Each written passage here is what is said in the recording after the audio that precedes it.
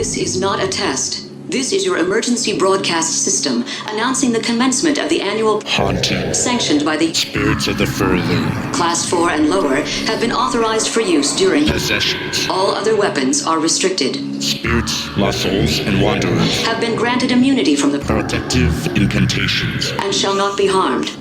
Commencing at the siren, any and all crime, including murder, will be legal for 12 continuous hours. Police, fire, and emergency medical services will be unavailable until tomorrow morning at 7 a.m. when the Wait. concludes. Blessed be our new founding fathers and America, a nation reborn. May God be with you all.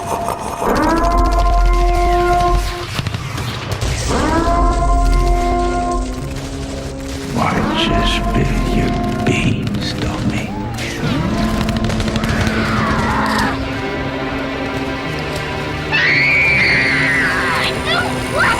Keep away!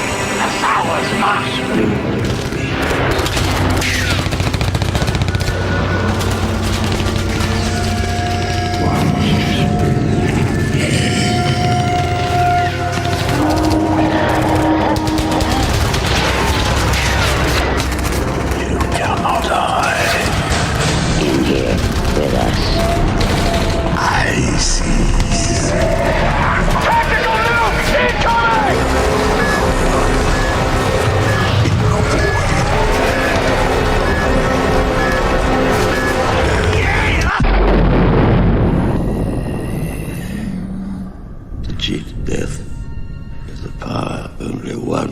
achieved, but if we work together, I know we can discover the secret.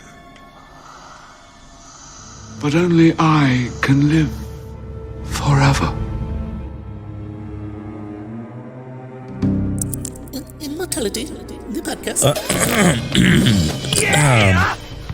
Immortality, the podcast episode. Who wants to live forever? Me, just, clear my throat, clear my windpipes, because I'm about to get on to this episode. If you don't like this episode, then I don't know what to tell you, because this episode is going to be a fun episode. It's going to be real rad. It's going to be everywhere, because there's nowhere else you could go today, baby. You're going to be listening to this, you're going to be stuck in your bunker, and you're going to listen to this broadcast no matter what, because there's no other way to listen to the podcast ever. You just got to like and subscribe, contribute to the Patreon, and get me some ads, give me some coins, just throw some coins at me. Thank you. The Dilemma with Eternal Bliss. Immortality. What is this moment? 50 years? 500 years? What is relevant in this transitory experience when we know veritable eternity presents itself before us? We've heard of ghosts, echoes of our existence that exist of remnants of our legacy on earth. Yet, can a soul be bound to this existence and cheat death? Can we virtually live forever by repurposing hollowed out chambers and vessels for a soul and mind to reside in? Alright, here's the disclaimer, y'all. Problematic Philosophies contains problematic perspectives and takes on culture, lore, history, media, MILFs, DILFs, and all religious propaganda possible. This podcast is hosted and created by the cultist phenomenal and charming, seductive, extremely witty person with the Pixar mom ass, Problematic Paul. Problematic Paul has no PhD or accolades to support any claims made on this podcast and encourages the cult to research their own facts that the episode presents. About 4.20% of the data the script writers present are ever fact-checked, and Problematic Paul has to read the script with or without editing in the bunker that is about 69 miles underground. This episode is going to be a thick Guido rant from the new Jazzy Sewers, so hold on to your trousers, my lieges, and put the strap on, baby. Let's go. Oh my God. Oh my God. Problematic Philosophies contains problematic profanity. What's this? What's your profanity? Right. Crude humor. We've been hanging and banging, brother. And silly satire. Why are you gay? Who says I'm gay? You are gay. This episode will have spoilers to some shows that have been broadcasted for 20 years ago in the past, but don't worry about it since they've been out for so long. Problematic Philosophies also needs your help. We're desperate in this bunker. There hasn't been food delivered in 28 days, and I've resorted to eating some of the bears that make up the live studio audience. The bears didn't think I'd be able to defeat any of them, especially since they outrank me and are more evolved than I. Yet, in my feral state, I was able to destroy 3 fully evolved bear scholars. You can help us inside the bunker from sinking further into the void and falling into the molten lava of the core of the Earth, or perhaps we're in another planet, or perhaps we've awakened in another reality in many realities that are nested within the multiverse. Maybe we're currently in the universe that has been compacted to exist on the subatomic level. That must explain why my stomach is so small, yet my panza is incredibly large. Like the circumference is extremely round and gorgeous. It shines even in the dimly lit bunker halls. I love it. If you don't love it though, or want more of it, and want me to, then please help us. How can you help? You can give us crumbs, throw coins at us, via our Patreon. We could use any help you're able to provide, whether that's a listen, a share, or some financial support to keep the bunker door closed and the lights on within this underground wonderland. Patreon allows us to continue publishing these episodes for your entertainment, and the bunker folks will be eternally grateful and owe our life for you. Thank you. And if you skipped over this little bit, then fuck you. The disclaimer's over, so I can now say whatever the fuck I want. So goddamn, I'm good feral again. It's not great in this office, wait, fucker. How about this podcast? We don't want to hear any more ads or how to learn anything. Thank you. Enjoy this episode. This episode was sponsored by the gas stop boner pills. Yeah, penis pills. Dramatic Paul's penis pills, baby. Come get your penis pills today. If you don't like it, then I will suck it right out of your cock. Easy. Don't even worry about it. Just for free. For $3.99, you can get the Slappy Talkie. Slappy Talkies? No. Sloppy Toppy, baby. That's easy shit. What is this? What's your profanity? Right, I'm sorry. Thank you kindly for stumbling upon these broadcasted frequencies. Thank you. Give it a share if you'd like. Thank you so much, my lovely, lovely cold follower, for listening to me and my problematic philosophies. Oh, thank you very much. Thank you. Without further ado, Dobby and the Goblin in the Head presents philosophies of Immortality. Alright. Well, baby, here we go. Of Immortality. Philosophies adopted by the immortal. The monotony of life can lead the immortal to limit their definition of life to exclusively acknowledge grandiose experiences. They lose the desire to leave a legacy behind since they are the infinite, and their actions leave little consequence to their eternal self. The divide of the soul and the spirits parts from the immortals as they grow selfish and myopic.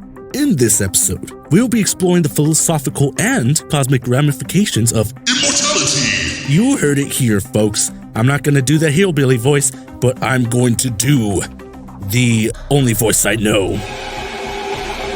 Will living together affect our sense of pleasure? Would pleasure be simplified? Will we have to redefine what defines an experience worth living for? Would immortality redefine our personal identity? The conundrum with pleasure and eternal bliss or immortal. From an article from Psychology Today reads, the hedonic treadmill is the idea that an individual's level of happiness after rising or falling in response to positive or negative life events ultimately tends to move back toward where it was prior to these experiences. One's baseline level of well-being or set point is not necessarily emotionally neutral. It is likely positive for most people and is not the same for everyone. A person may also have different baselines for different aspects of well-being. Overall life satisfaction versus the amount of positive emotions experienced, for example. The process by which positive or negative effects on happiness fade over time is called hedonic adaptation.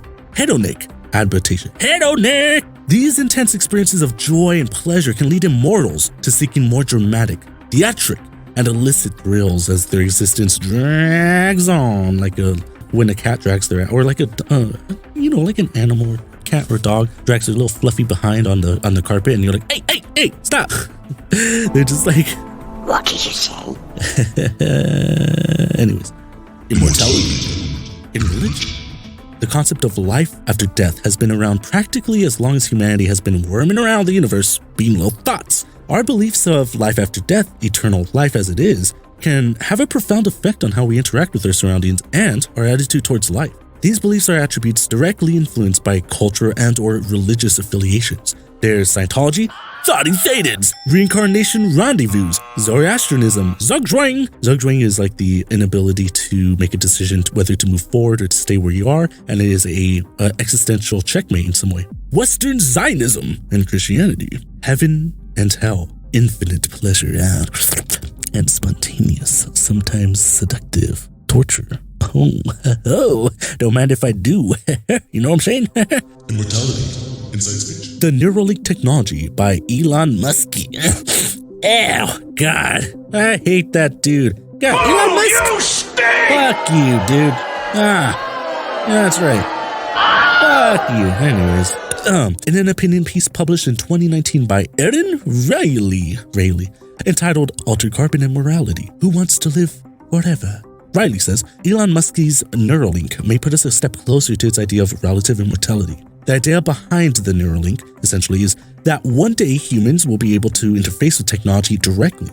We're already used to using technology as a staple of our everyday lives, but most people have a smartphone, computer, and many people embrace the integration of technology as a fundamental part of their homes with either Google Assistances or Alexas. Thermostats, lighting, security systems, doorbells, and even the deadbolts to homes are under digital control. So an example is in Altered Carbon. I mentioned this a lot. It is pop media, so get with it, fuckers. So Altered Carbon. In the Netflix original TV series Altered Carbon, humans have the ability to live for hundreds of years. The virtually immortal folks adopt the name Mets, named for the long-lived biblical figure Methuselah, who was a patriarch and father of Noah, who was said to have lived for 969 years. These Mets have been jaded with typical pleasures. Hellraiser. As with Frank Cotton in the original cult horror film Hellraiser, his boredom with simple pleasures lead him to darker places, and he has deducted by the enigma surrounding immortality. Of course, there are those demons and Pinhead that, kind of ruin the thought of pleasure, and how subjective it is to different entities, but to each their own. They're kind of like sadistically torturing him as a turn on, but oh well. Blackbeard. San Junipero. This episode explores the concept of uploading one's mind into a virtual realm, like the brain in a vat theory. If you didn't listen to the episode, selfless plug. Go back, binge all the episodes, give me a 5-star rating and nothing less, always more. Thank you. Speaking of San Junipero, a virtual reality that could be heaven on earth, or perhaps purgatory on earth, maybe? Mayhaps. When we consider the belief of the soul residing in the mind, we also have to consider what the definition of quote-unquote the soul is. Are the souls and our personality all the memories we've had on earth and in our body? Or is it the ability to expand our mind and adapt to the reality we live in? If the virtual mind has the ability to create and store new memories, does that make the original mind useless or redundant even, since it's physically deteriorating, which limits us to create fresh memories and experiences? Would uploading our mind into a simulation or virtual space mean that the copy of our memories and existence also means that the copy thus becomes a new person with a new identity, since they're creating unique memories different from the host or maybe the original donor? I don't know. Like Altered Carbon, Black Mirror observes the sadistic nature of humanity as they explore the search for pleasure in sadomasochism through the quagmire. It features bondage and people suffocating or assaulting each other. The Good Place. There's immortality in The Good Place, of course, and it is shown the characters and how they loop this endless hell, basically. And it's kind of like the idea of hell being other people, but in a deeper sense, it is immortality in the sense of when they go to heaven, when they depict heaven, all the angels are like, the souls that kind of like upgraded to heaven, they're kind of like already tired of those pleasures. And that is a recurring event and a recurring trend in immortality, where it's like those surface level pleasures are no longer of value. They're no longer depicted as pleasurable. So people tend to look for other ways to pleasure themselves, if you know what I'm saying. And also this could lead to the subjective nature of what pleasure is, trying to define what pleasure is, because here's the problematic part right here. Sometimes people find pleasure in very horrible, fucking sadistic ways. Oh my god, I'm gonna start referencing some fuckers right here. We got pedophiles, we got rapists, we have fucking racists out there, we have really problematic people, not like actually problematic, like I'm problematic, but like they're fucking problematic out there. They have different senses of pleasure, and sometimes it's not just physical, it's just like mentally they get off on this shit. And if heaven's supposed to be a place of individual's pleasure, it's also a community though. So like, what someone else's pleasure is another person's hell. And that's why it's like hell is other people kind of thing, the concept going back to the Good Place and all that shit. So that's a tough one. And that's where I invite the question. It's like, for the episode, Is immortality really something we should be aching for? Is it something that we definitely want to grasp? Do we yearn for it in some way? These are all thought-provoking questions I have. So I'll leave you all with this. This too shall pass. You shall not pass! Oh, but this too shall pass. There's a Persian adage translated and used in multiple languages, and it reflects on the temporary nature or ephemerality of the human condition. It's been a tale of great sentiment, wisdom, literature, and throughout the multiple cultures around the world. The tale has been popularized in the Western world due to the 19th century English poet Edward Fitzgerald. An early English citation of "This too shall pass" appears in 1848, when an Eastern sage was desired by a sultan to inscribe on a ring the sentiment which, amidst the perpetual change of human affairs, was most descriptive of their real tendency. He engraved on it the words, "And this too shall pass." It's impossible to imagine a thought more truly and universally applicable to human affairs than that expressed in these memorable words, or more descriptive of that perpetual oscillation from good to evil, and from evil to good, which from the beginning of the world has been the invariable characteristics of the annals of man, and so evidently flows from the strange mixture of noble and generous with base and selfish inclination, which is constantly found in the children of Adam. It was also used in 1852 in a retelling of the fable entitled Solomon's Seal by the English poet Edward Fitzgerald. Better source notes. While in it, a sultan requests of King Solomon a sentence that would always be true in good times or bad. Solomon responds, "This too will pass away." On September 30th, 1859, Abraham Lincoln recounted a similar story.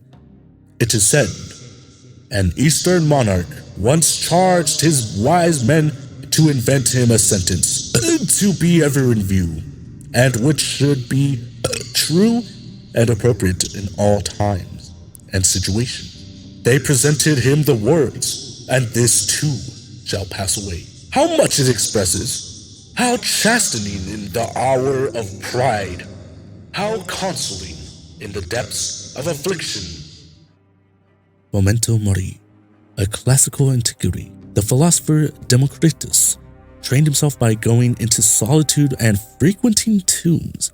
Plato's Phaedo, where the death of Socrates is recounted, introduces the idea that the proper practice of philosophy is about nothing else but dying and being dead. The Stoics of classical antiquity were particularly prominent in their use of the discipline, and Seneca's letters are full of injunctions to meditate on death. The Stoic Epictetus told his students that when kissing their child, brother, or friend, they should remind themselves that they are mortal, curbing their pleasure, as do those who stand behind men in their triumphs, and remind them that they are mortal. The Stoic Marcus Aurelius invited the reader to consider how ephemeral and mean all mortal things are in his meditations. In Tibetan Buddhism, there's a mind training practice known as Longzhong. The initial stages of the classic Longzhong begin with the 4 thoughts that turn the mind, or, more literally, 4 contemplations to cause a revolution in the mind. The second of these 4 is the contemplation of impermanence and death. In particular, one contemplates that all compounded things are impermanent. The human body is a compounded thing. Therefore, death of the body is certain. The time of death is uncertain and beyond our control. There are a number of classic verse formulations of these contemplations meant for daily reflection to overcome our strong, habitual tendency to live as though we will certainly not die today. The remembrance of death, or in Arabic, the Tadkirat al-Maut, al-Mounted, has been a major topic of Islamic spirituality, and Tadkira meaning memoir, memorial, and remembrance.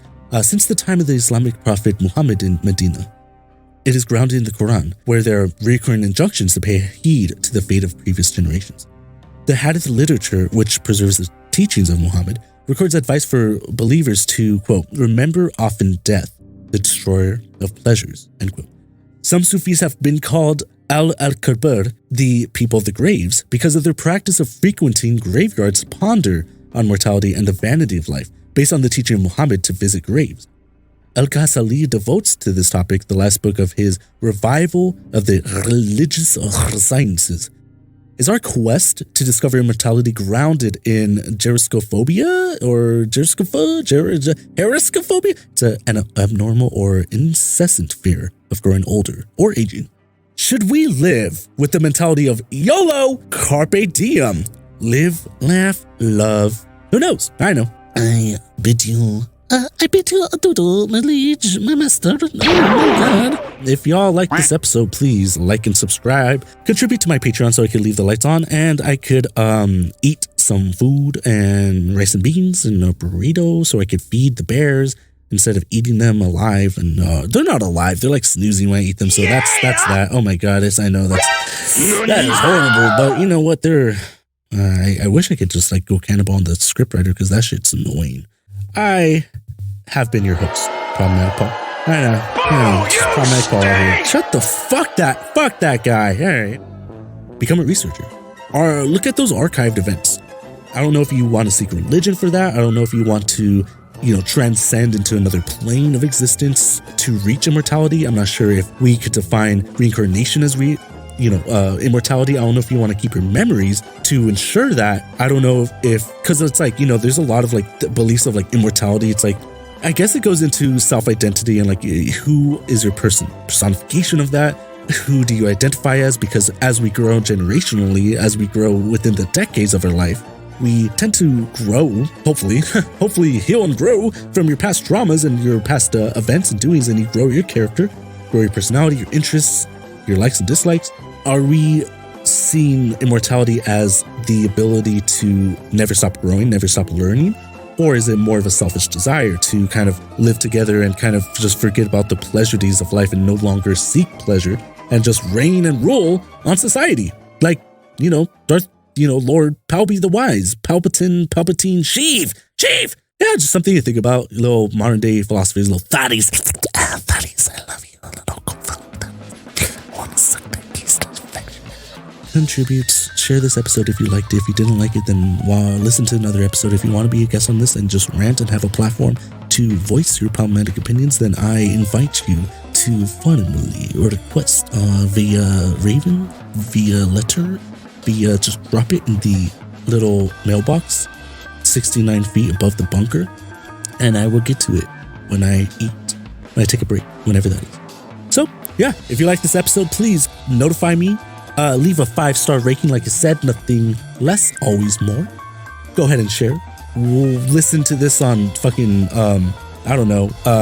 it's on everything. It's like Spotify, Apple Podcast, Alexa, fucking TuneIn, Pandora's Box. All right, well, I gotta cut this short. Shit, oh god, dog.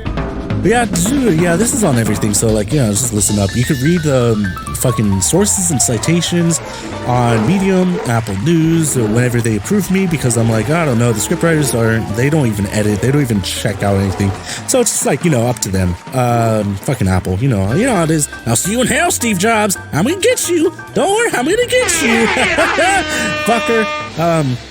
So listen to this podcast. It's also on Podbean. That's like the platform I use. I just want to get sponsored or partnerships with fucking Podbean. I've been using that shit for 3 years now? Like, I was 2017, 18, 19, 20, 25. Whoa, fuck, dude.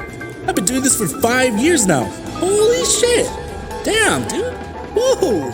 That's a long time. Well, I mean, it's not even lucrative. Podcasting is, like I said, it's such a niche fucking,